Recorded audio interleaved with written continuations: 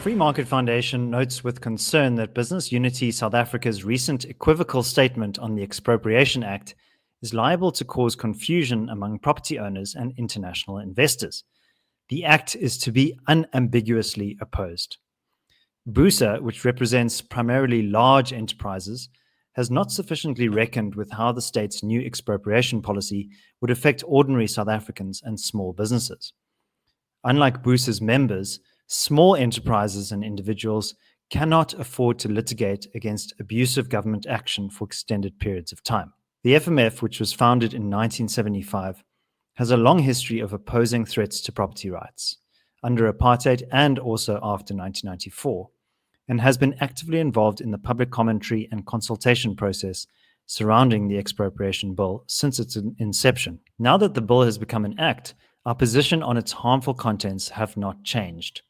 BUSA has no reason to be so sanguine about expropriation without compensation. Some in organized business argue that the state must first seek an agreement with their intended victim about the property concerned. This is not only an insufficient safeguard in the Act, but it is no safeguard at all. There is no scope for a voluntary agreement between the state and a private party when the threat of expropriation, in the event of a failure to come to an agreement, is constantly hanging over the negotiation.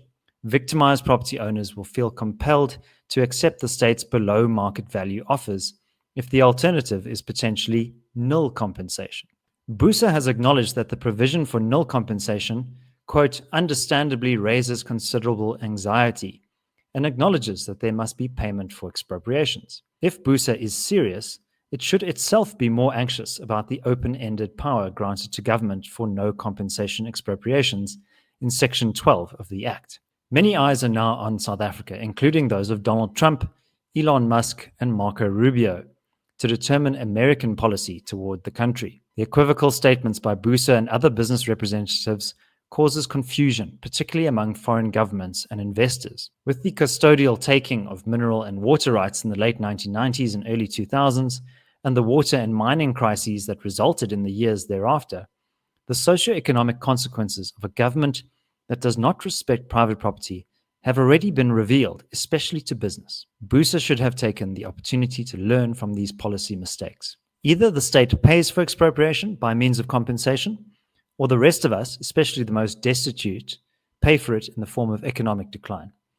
But somebody will have to pay.